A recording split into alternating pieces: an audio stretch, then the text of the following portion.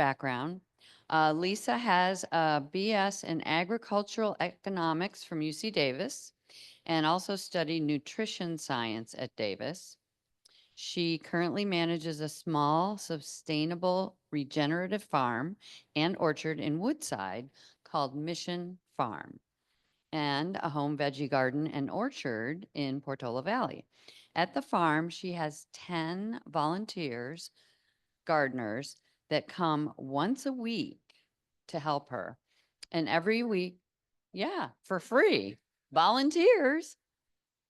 And every week they harvest the farm's produce and deliver it to local feed banks.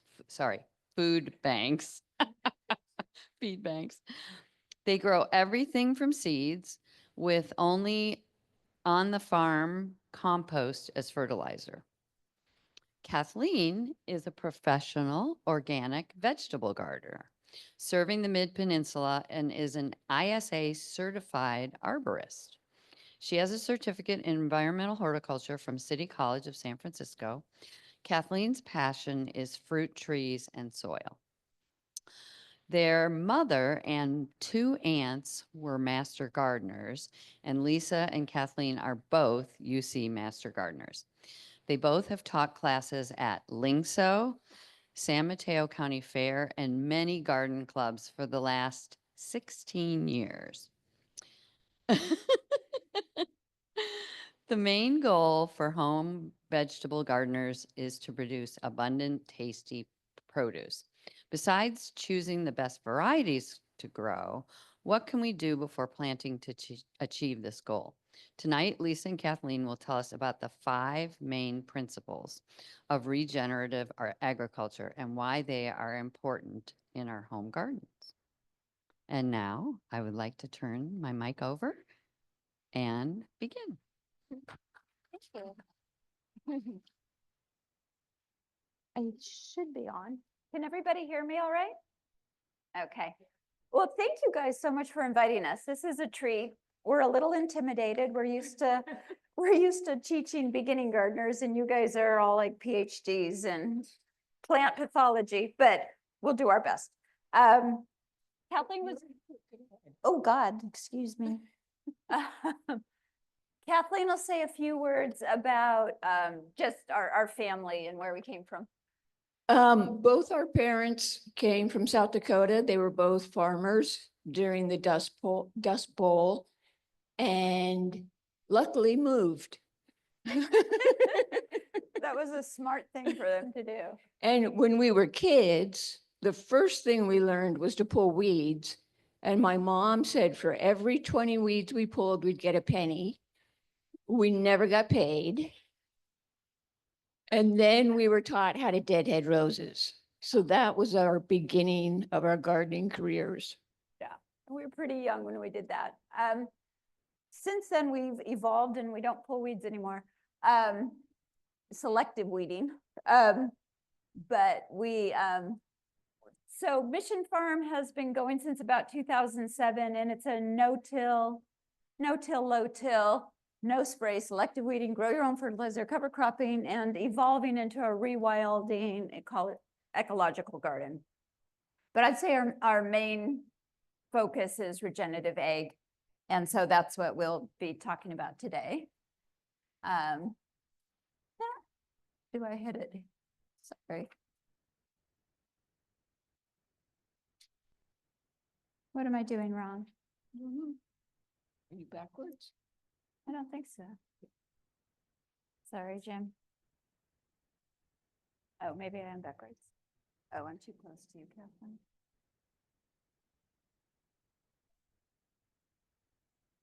At the screen? So while they're figuring this out, I will say that our gardening method makes much more nutrient-dense food. And Lisa made a beet salad, oh, this is several years ago, and she didn't have enough beets for the entire salad, so she had to go buy some. And she bought organic beets. And I took one bite and I said, this isn't from your garden, is it? Because once you taste nutrient-dense food, you know what isn't. Can you guys advance slides if I just say, next slide, please? Okay. Uh-oh. So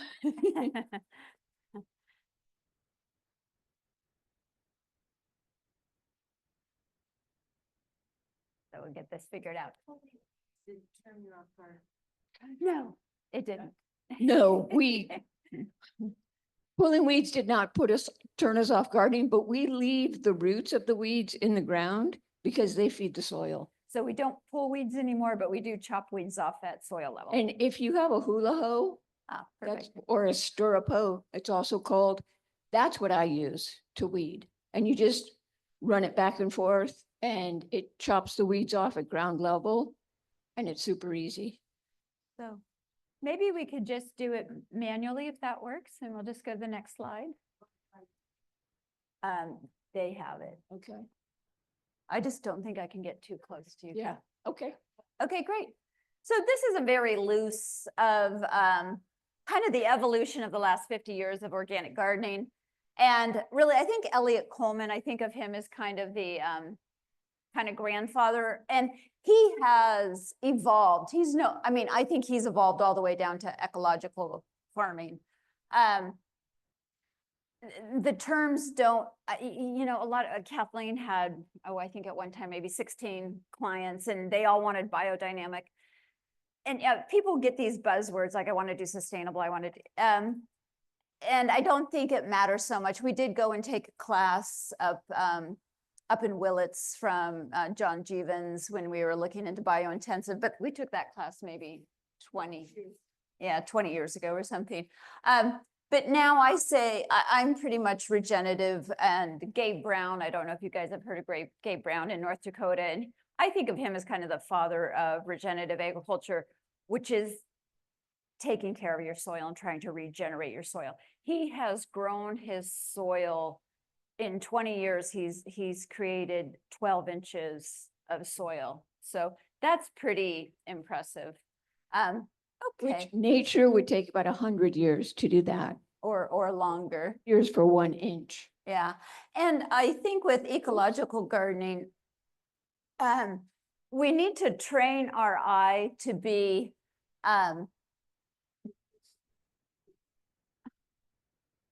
maybe we just don't use that. Yeah. There we go. Okay.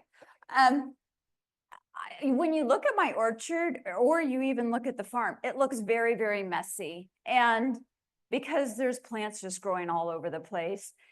And a lot of the gardeners I work with don't like it. But I feel like all of us, we have to retrain what we like and what we find beautiful as being messy. And that's kind of what rewilding is. And a lot of the slides you're going to see, my cover crop used to be non-native flowers, but now I've moved into mostly native. So next slide. These are some of, the list could go miles and miles long of people we really like, but Christine Jones is probably, we've gone to see her speak several times now, and she's now retired. We went to her last talk down at Passini's Ranch, and she's an amazing soil scientist. Gabe Brown, Doug Tallamy, hopefully everybody's read his book, Nature's Best Hope. Helen Alto is more into the ecological farming. Singing Frog Farm, you guys are going up to Occidental, it's in Sebastopol. If you haven't watched Rebecca McMackin's TED Talk on ecological gardening, she did a garden in the middle of New York City on a barge. And I went there, my son's in school in Boston, so we went to New York, we went to Brooklyn. And it's amazing the life she has brought back to the middle of New York City on a barge. I mean, it's just, it's crazy. So anyway, those are just some of the people that we like. You can do next slide. So our goals for tonight, Kathleen and I talked about it. If we could get one person to stop chasing nitrogen and to start chasing carbon and nutrient cycling, we would consider this like a huge win. Doug Tallamy, kind of my personal goal, if you're familiar with Doug Tallamy, he's saying if you add up everybody's backyard, it adds up to more land than all of our national parks put together. So if everybody in their backyard started planting natives, I think he wants at least 70% natives in your landscape. We can start bringing back our insects and our birds and so my personal goal is if everybody is, I want to be the Doug Talley of vegetable gardening. If we all start kind of rewilding our gardens and do regenerative gardening, just one garden at a time, because this is being done on the farm level, it's being done on the 5,000 acre level, but if we could all do it on our backyards, we can start bringing back some of the biology. Chase carbon, not nitrogen. And for 17 years at Mission Farm, we have had no outside inputs. So we do make our own compost and we do apply compost, but we don't buy anything. It's all, everything is, it's a closed loop system. We buy seeds and we do buy Sluggo because our beer things keep getting flooded with atmospheric rivers. So, and that's the farm. And at the end, we'll talk about it, but you guys are welcome to come to the farm. So the principles of regenerative agriculture, Gabe Brown just kind of added the first one. Oh, shoot. I don't know if we can go. Anyway, it doesn't matter, but it's minimizing soil disturbance. So doing a no-till, keeping your soil covered. When we'll talk a lot about cover cropping and living mulches tonight. Doing a diversity of different plants. He integrates livestock. A lot of us don't have the ability to do that, but we do have chickens and horses where we're at. We were putting some of horse manure in our compost. We now have really, really decreased that. We were getting a little high in phosphorus. So, okay, next slide. So these are kind of what we're going to be talking about tonight for the first 10 or 15 slides, and then we'll go into kind of the nuts and bolts of vegetable gardening. But so we don't disturb our soil, we don't till, we add a little, so Terry Linkso is another mentor of ours, and some of the research is now saying if you feel like tilling, you know, maybe the top 1 or 2 inches, you could work in a little bit of your chop and drop from your cover crop. We don't spray anything. So we don't spray for, we don't spray any fungicides. We don't spray anything, but for peach leaf curl, we let our peaches get peach leaf curl. They defoliate, then they refoliate. Kathleen's a certified arborist.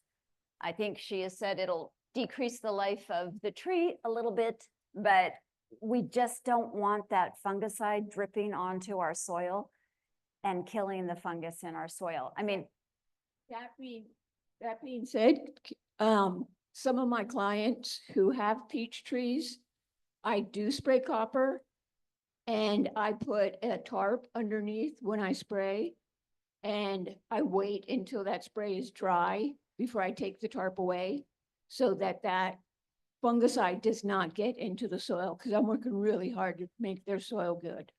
yeah, good point.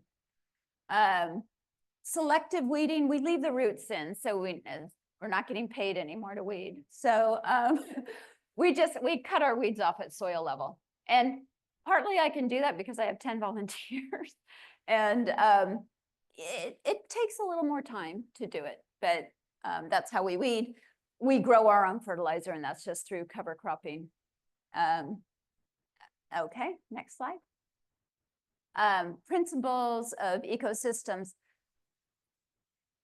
For me, this is a little bit of a hard concept, but you know, there's nitrogen cycles, there's carbon cycles, there's water cycles, there's photosynthesis cycle. Everything's a cycle and they're all connected. And when you start screwing with any part of any of those cycles, it's going to screw with everything.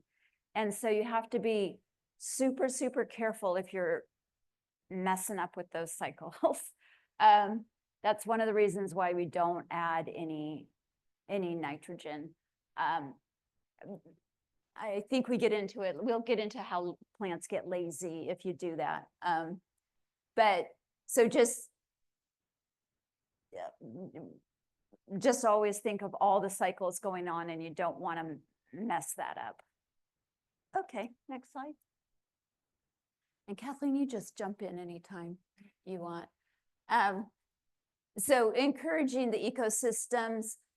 a lot of these are about cover cropping, creating above and below soil biodiversity. Biodiversity, like we all know, is the key to life. Having lots and lots of different voices at the table. And think of your soil as you think of yourself. You want to eat as many different things to stay healthy, as many, different vegetables, different fruit, different fish. And the same is true of your soil. And the way you feed your soil is the root exudates from your plants. So you want to have a big diversity of plants to feed your soil, just like you want to eat a big diversity to stay healthy. Yeah. So that's why we're such big cover croppers, and that's the farm again. And you can just see it's just chock full of different types of plants. Minimize soil disturbance. So that's the no-till part. Maintaining growing roots year round. So a lot of people think you just cover crop in fall. We're constantly cover cropping. We're always throwing seeds out. Grow your own carbon, add organic residue all season, focus on carbon inputs from compost, nutrient cycling. That's really what you're after, is the nutrient cycling.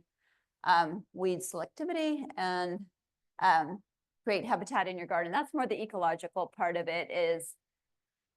Hedgerows.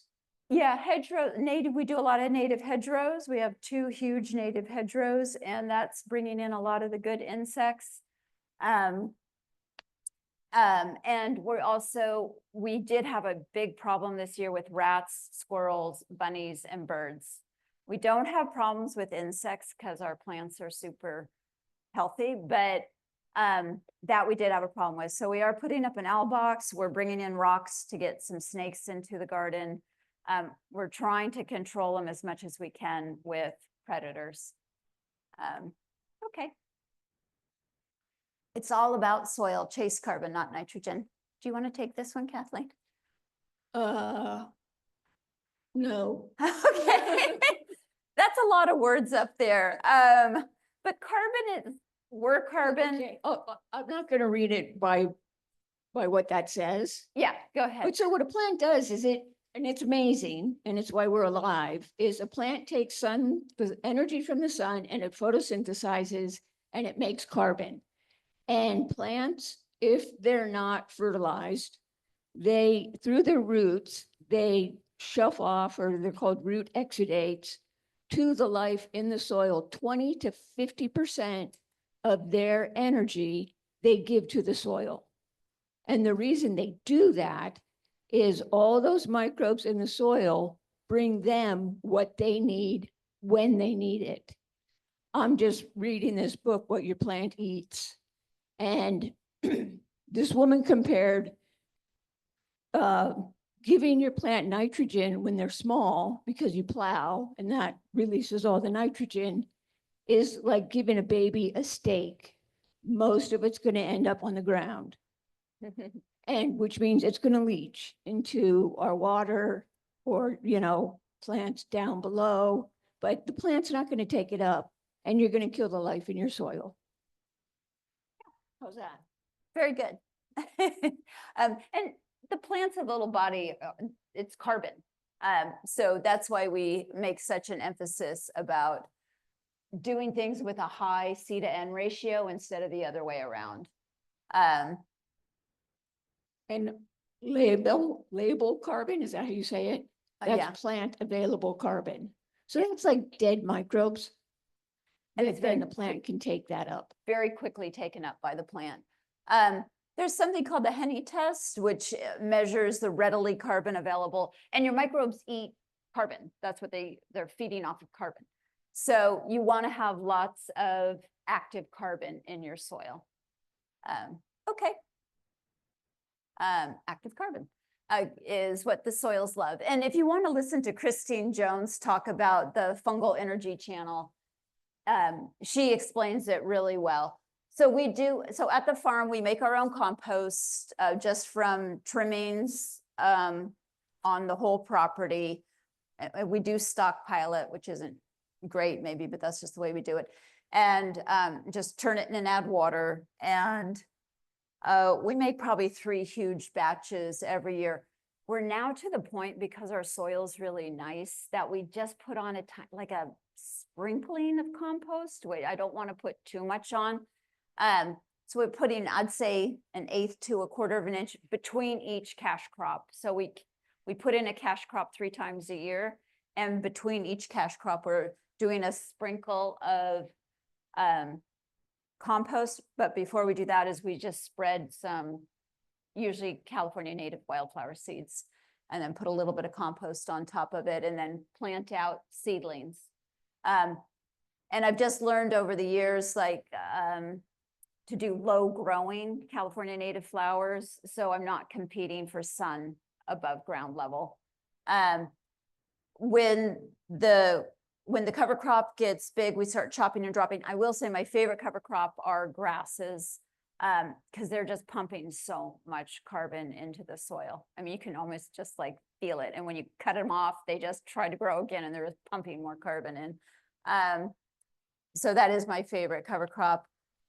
It is a hard to manage cover crop, Yeah, because if it's a grass with a grain, when you squeeze the grain and it's milky and then you chop and drop it, it won't grow back. But I don't have the knowledge to know when is that grass going to be mature to that point where I can chop and drop it and it won't resprout. So it is a bit of work that you're kind of constantly chopping and dropping your grasses. Yeah. But it's also a mulch for free all the time. yeah. And I like it that when you chop and drop it, it regrows, because it's pushing more carbon down into the Yeah, soil. and you don't have to buy more seeds. Yeah, yeah. So it's, to me, that's a win-win. Okay, next slide. Maintaining living roots year round. So these are just a few pictures from Phacelia and some different poppies. What I notice with my California natives, they always have native insects on them. You know, they don't have the honeybee. It's so funny. The other day I was looking down with some poppies, and then I had some non-native poppies right next to it. And there's a European honeybee on the non-native poppy, and there's a big native bumblebee on the California poppy. So it's so cool. So I do a lot of cover cropping with California natives. I intercrop, so I have my cash crop and my cover crop growing at the same time. Kathleen does it differently. I have 3 in-ground rows in my backyard where 2/3 of them are in production and 1/3 is cover cropped. I have a client in Boulder Creek who doesn't want a winter vegetable garden, so her entire vegetable garden is cover cropped after the tomatoes come out until the tomatoes go in. Oh, wow. And I have another client with raised beds who doesn't like the look of the cover crop. It's too messy for her. Some people are pretty fussy. So I compost and I mulch, and that's kind of all I can do there, but I do cover crop her fruit trees. Yeah. So you kind of have to work with what works for you. Yeah. But, you know, compost and mulch helps a lot. Yeah, and a place like Philola, you probably can't have cover crop going all over the place. You know, it's a messy look for sure. The way we terminate our cover crops is just chop and drop. So if one of the grasses is high, I just come and I chop it into like 1 to 2 inch pieces. We just let it fall to the ground and be mulch. And I don't incorporate that. Some people would incorporate that a little bit, but I just leave it as mulch on the top. The sun dries it out, it becomes carbon, and then that feeds the microbes. So that's how we terminate. If you have a huge farm, you know, if you have a 5,000 acre farm like Gabe Brown, they have to use a crimper roller. You know, there's other ways to terminate cover crops. What unfortunately, 1/3 of the farms now are no-till farms, but how they're terminating cover crops sometimes is with glyphosate. So there's, you know, there's good and bad at a small scale. And you have the labor, you can just chop and drop, and that's how I terminate cover crops. Okay, next slide. We've talked a lot about cover crops, and you'll probably also hear us talk about living mulch or green manure. And It's all pretty much the same thing. yeah, I mean, there's like a slight difference, but we use those terms interchangeably. And then that's the farm again. And I love Larner's seed up in Bolinas, and all of those are from Larner's. And the poppies, the different colored poppies they have are just incredible. I mean, they have like these creamy white poppies and beautiful, vibrant pink ones, and the yarrow, and again, poppies and tidy tips and 5-spot and baby blue eyes are all the things that we're using for cover crop. I will say with the chop and drop, and then you have mulch on the soil, we know another master gardener in San Mateo County who just started growing cover crops, and she chopped them and dropped them, and then she dug them in, like dug 2 feet down into her soil to incorporate them into her soil. So she just kind of ruined everything. So, yeah, especially if you're no-till, you don't want to break up those aggregates. All right. Cover cropping, how to do it. So we taught a class a couple of weeks ago, and we kept talking about cover crops, and people had no idea what we were talking about. How do I cover crop? This is how I cover crop. I just get seeds and I just throw it out. I don't know another way to cover crop. No, I mean, you could throw them out and then cover them with something, because in my backyard, I have a bird feeder with seed. So my birds are seed eaters. And I threw out like a $40 bag of cover crops, and one plant came up because the birds ate it all. Oh my gosh. But it's going to go through their digestive system, and somebody's going to get those flowers somewhere. Yeah. So, it's not in my yard, but it's going to be in someone's yard. It's still a win. It's still a win, and hopefully they won't pull it out. Yeah. Oh, and I should mention, a lot of people think of cover crops and they think of legumes. They think of bell beans or fava or clover or vetch. And since we're such disciples of Christine Jones, she doesn't put any legumes in her cover crop mix. Now, if you really felt like you were seriously low in nitrogen for some reason, you could put 1 or 2 legumes in your cover crop mix. We don't find it necessary because the nutrient cycle is so strong in our soil that I don't put any legumes in the mix. And the reason people put legumes in the mix for nitrogen is there's a bacteria that attaches to the root of legumes that's anaerobic, meaning no oxygen, that converts atmospheric nitrogen into plant available nitrogen. And until, I don't know how long ago, say 10 years ago, they thought that was the only way plants got nitrogen. They now know there are free living bacteria in the soil that take atmospheric nitrogen into their bodies and convert it into plant available nitrogen. They die, the plants get the nitrogen. I mean, you look at the Santa Cruz Mountains, nobody's up there cover cropping legumes. And those trees are doing just fine. Yeah. And so I've already said I like to cover crop with California natives. I do put lupin around my fruit trees, and which is a legume.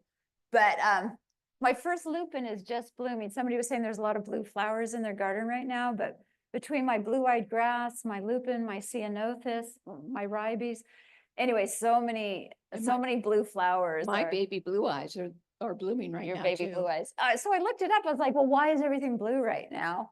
And I said, what insects like blue flowers? And bees are particularly partial to blue flowers, which I just thought is interesting. It's early in the spring for that. But and people get in their minds, I hear this over and over from gardeners who I really respect, that plants compete with each other.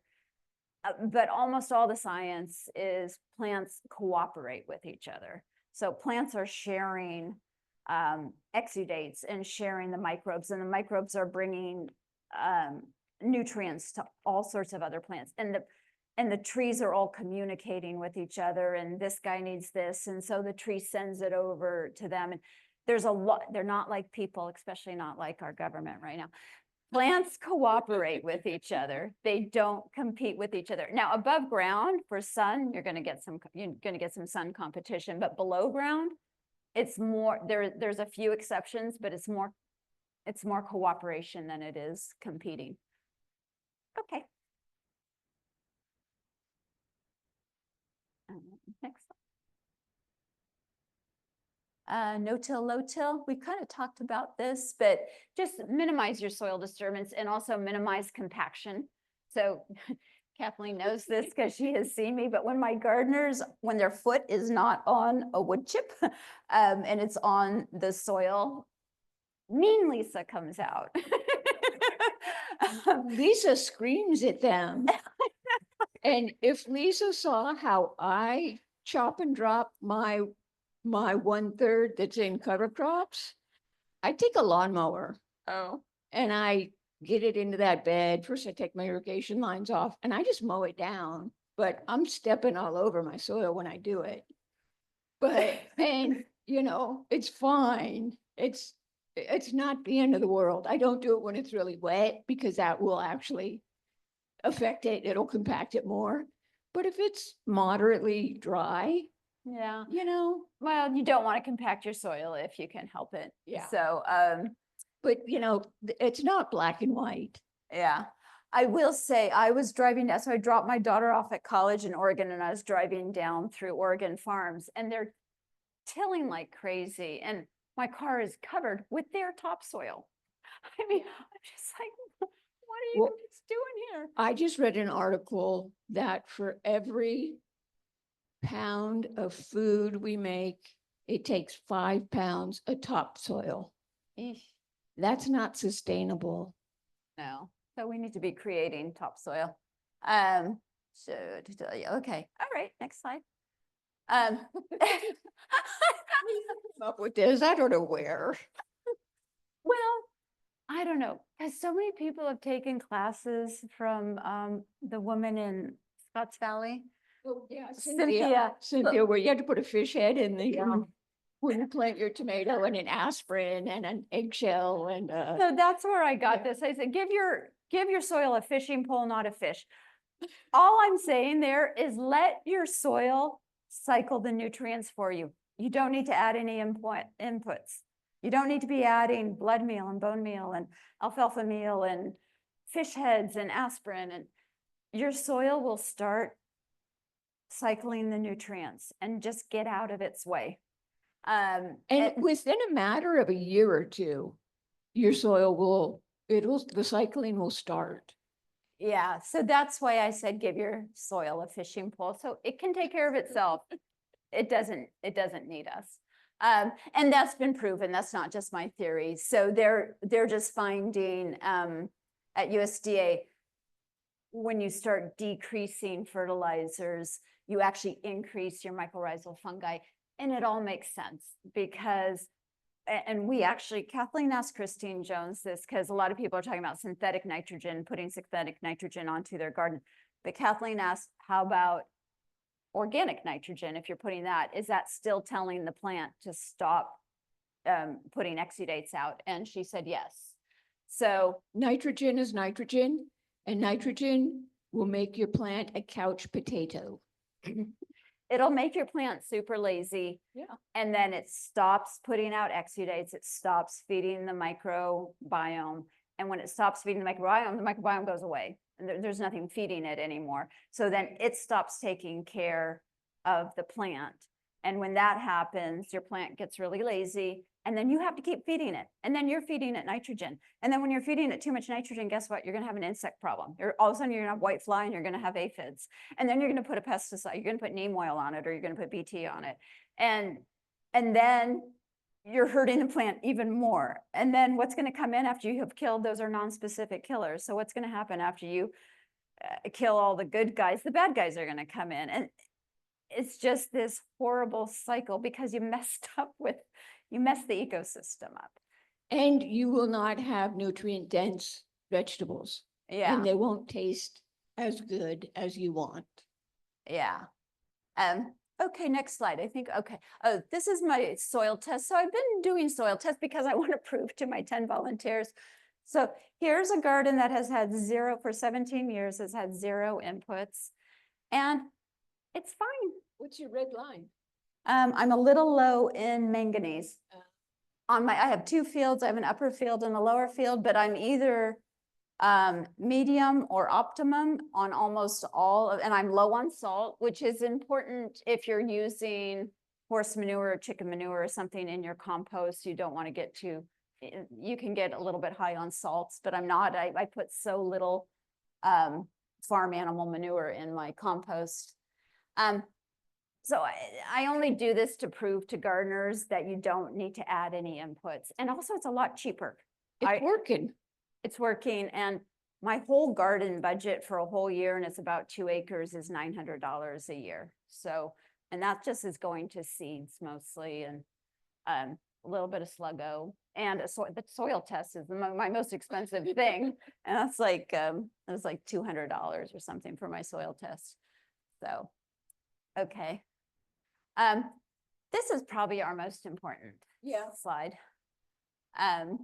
So J.I. Rodell said a long time ago, over 50 years ago, he died. No, like 100 years ago. Yeah, he died in 1971. So anyway, a long time ago, he said, you have healthy soil, you have healthy plants, you have healthy people.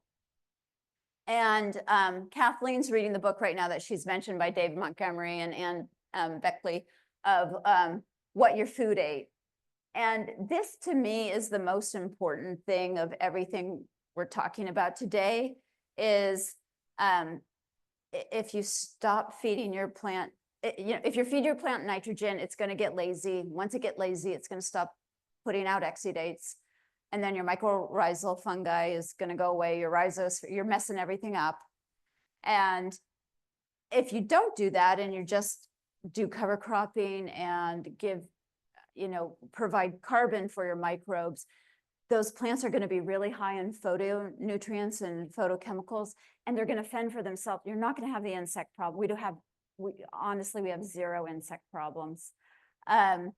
We'll get some aphids in at the end of the life of a brassica. Some aphids will move in because it's the end of the life of the brassica. And it's like, I'm done, I'm going, come eat me. And that's fine with us. So we leave the flowers for the bees.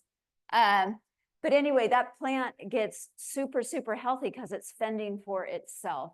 And then when you eat that plant, it increases your immune system.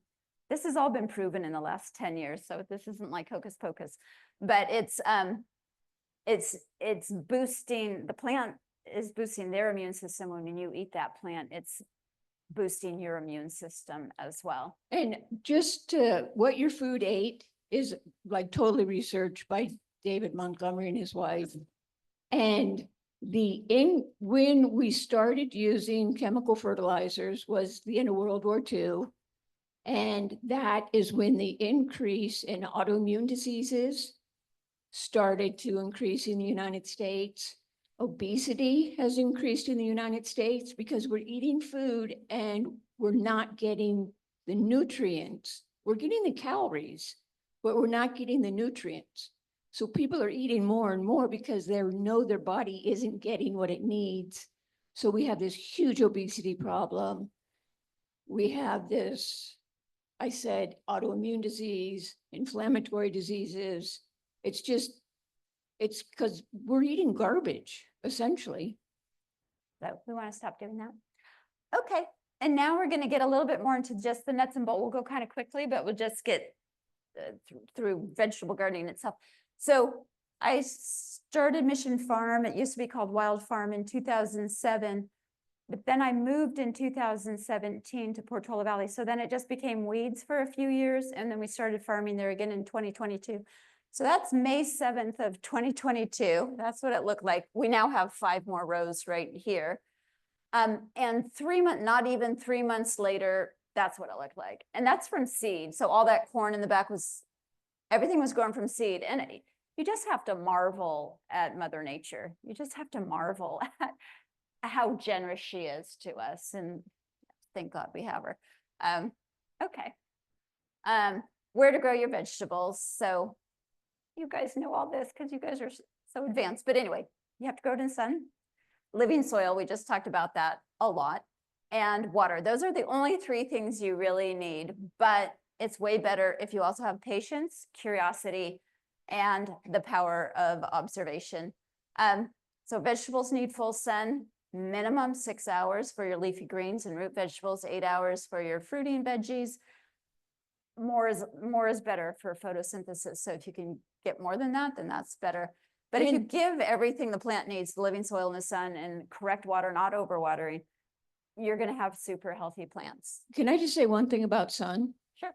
That a lot of people think they have full sun, and you guys probably know this, but full sun means like you're a solar panel and the sun is hitting you for 8 hours.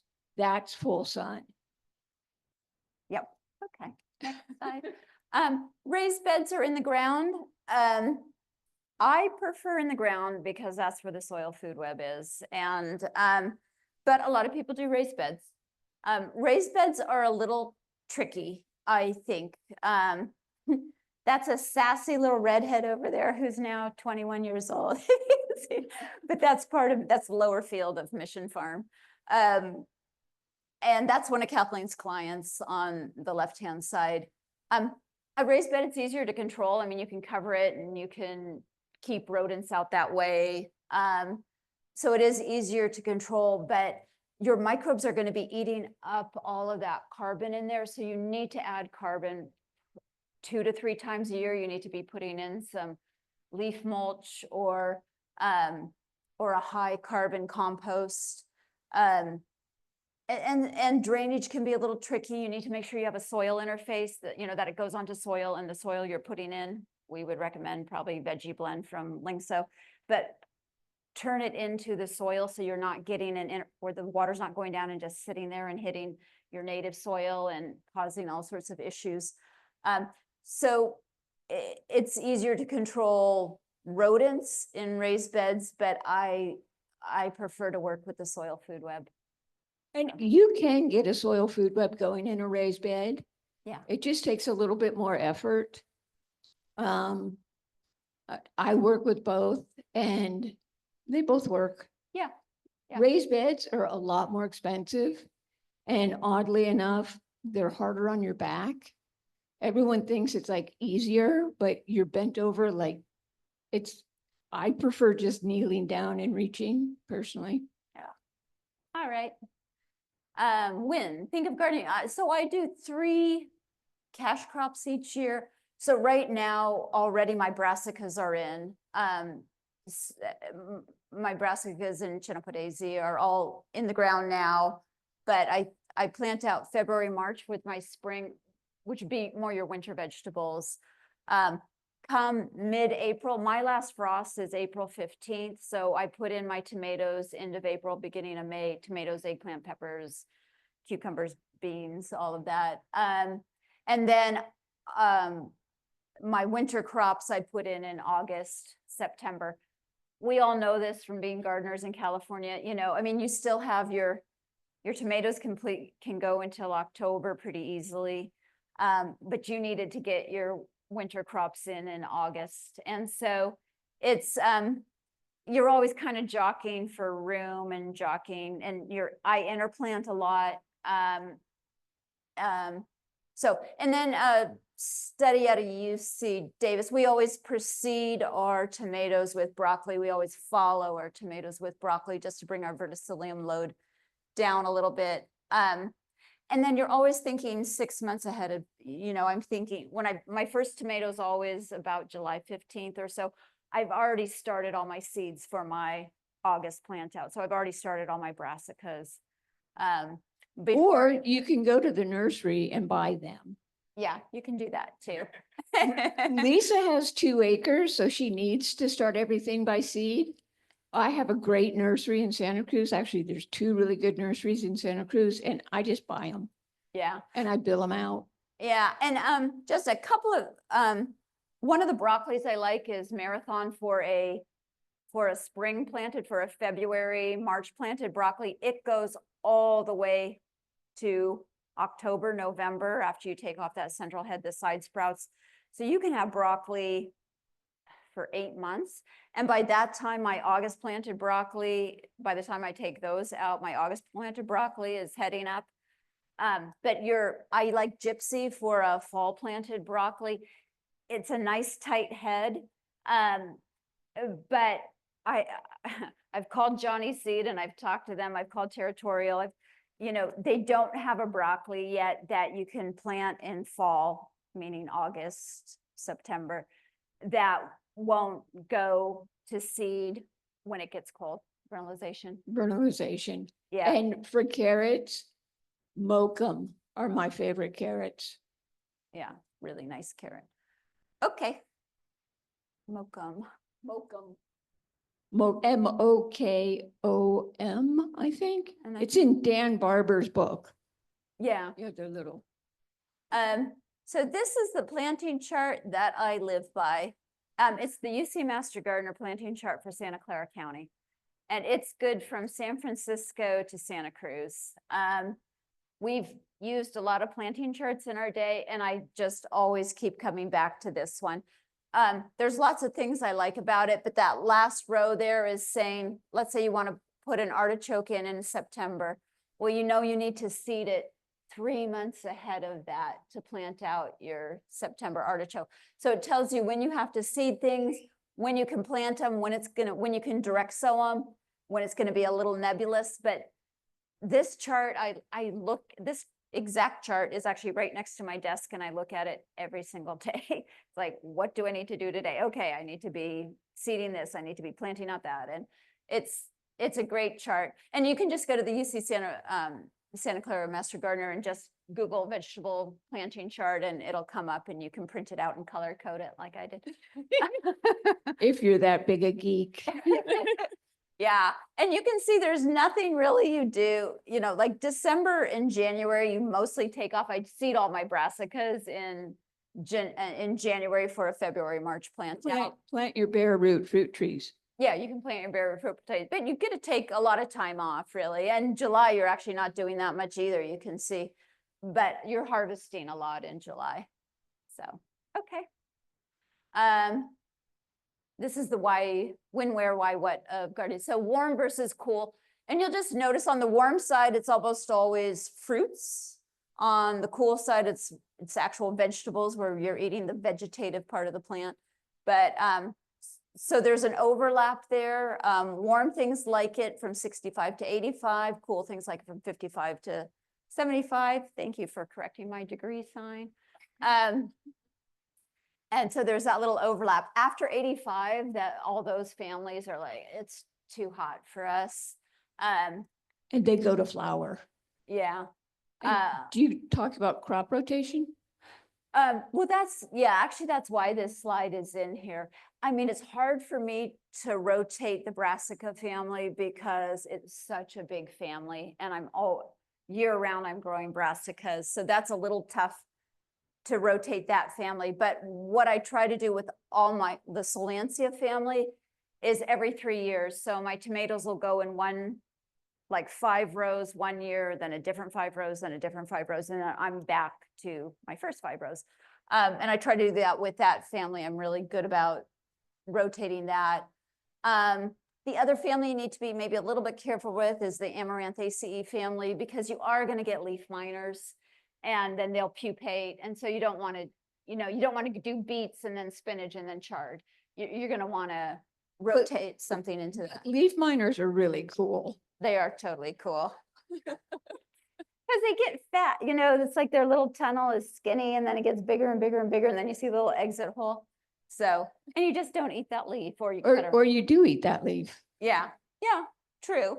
So I do like this slide, and we can give this presentation to you guys. I like it because it breaks down the families, I think, pretty easily, and you can get a good idea of how to rotate your crops. Okay.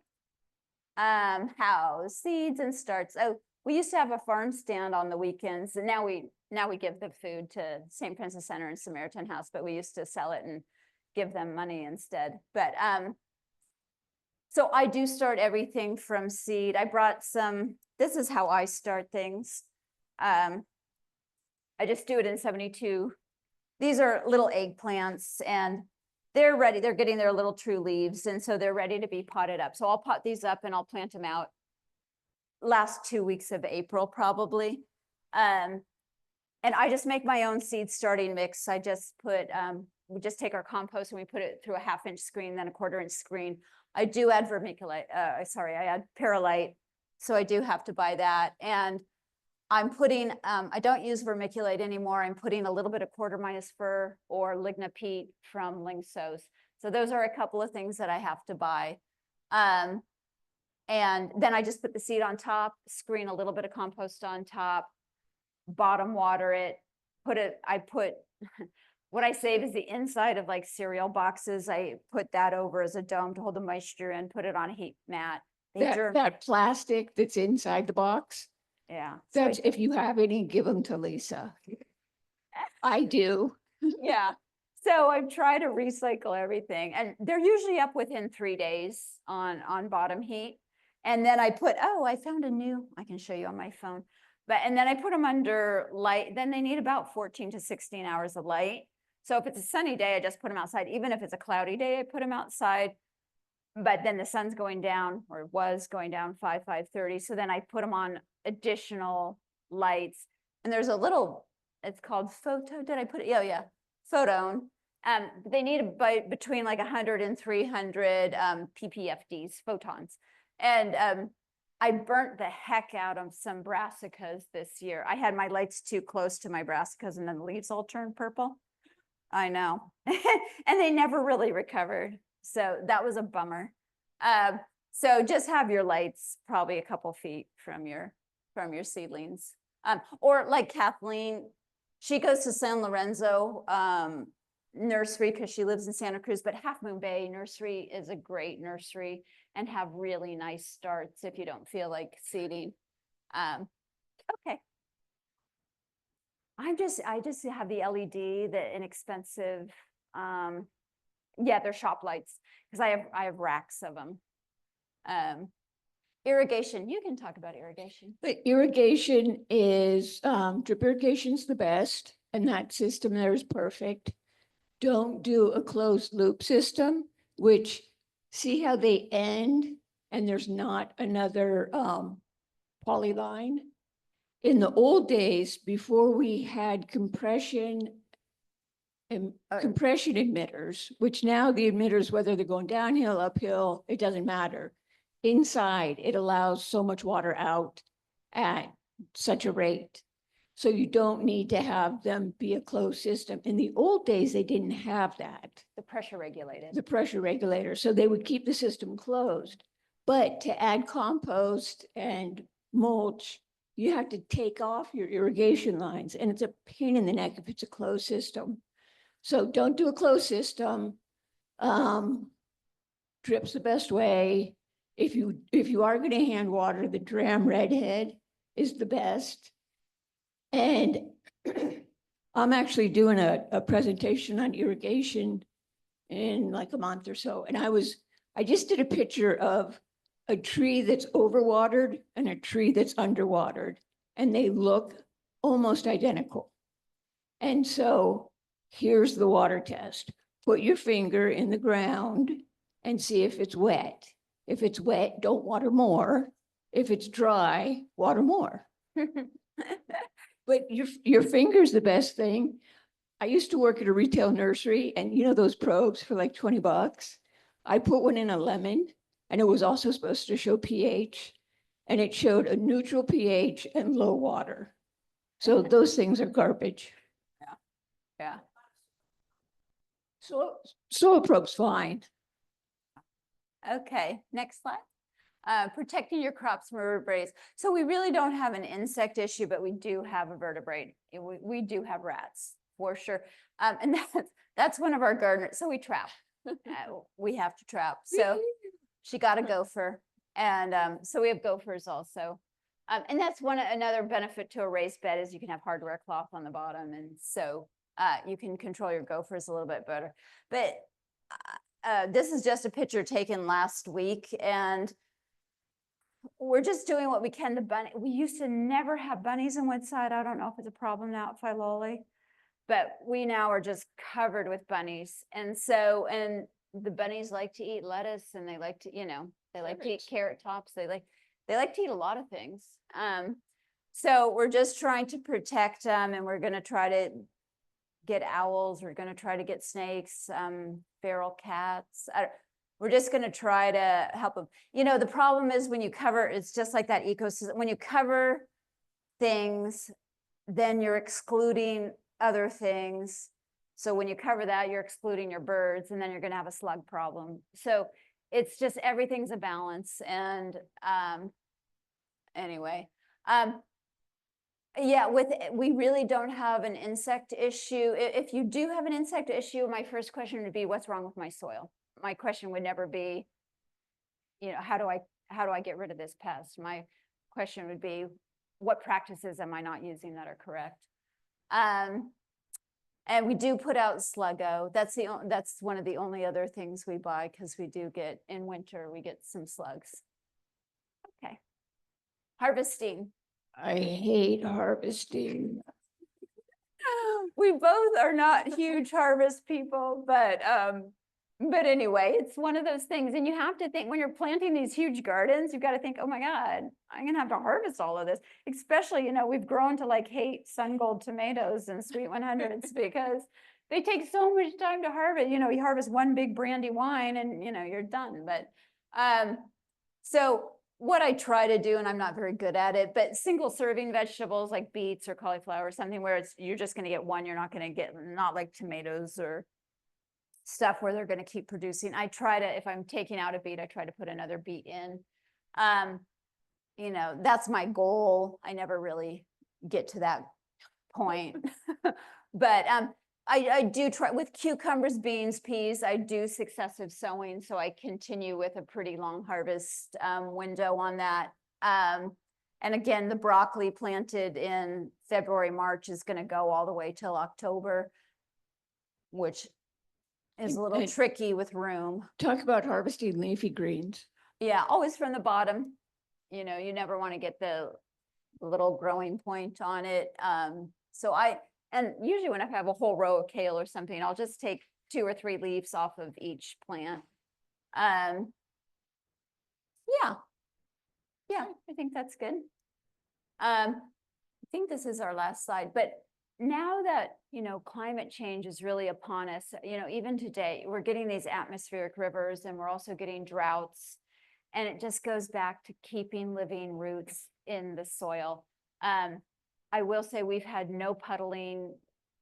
We just have living roots in the soil all the time. So we have really good infiltration. And also everybody thinks, oh, in summer, if you have a cover crop, you have to water it.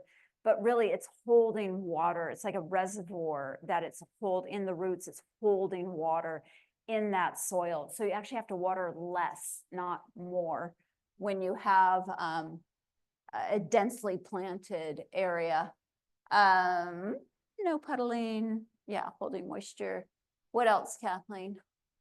That's it, except we did have a question in one class about with climate change, should we do lower chill fruit trees? And I think the answer is no, because the weather is extreme. So this winter was pretty darn cold. Yeah. And one of my low chill fruit trees is already blooming, and now they're all going to get knocked off. Yeah. So I think just stick with what you know as to what your chill hours are.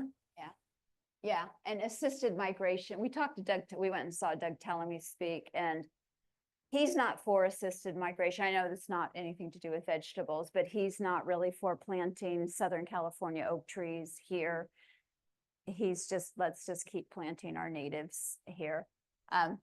So I think next slide is Q&A. Yeah. And Thank you. thanking you guys. Yeah. Thank you so much, you guys. That was so good.